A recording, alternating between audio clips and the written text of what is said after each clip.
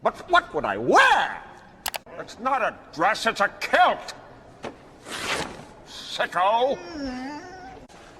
Oh. Ah. That's it, I'm not going.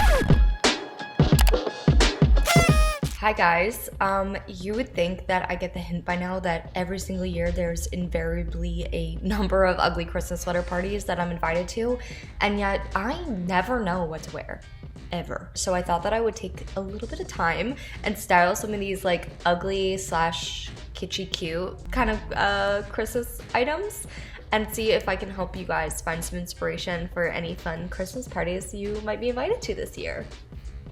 Wish me luck. Oops.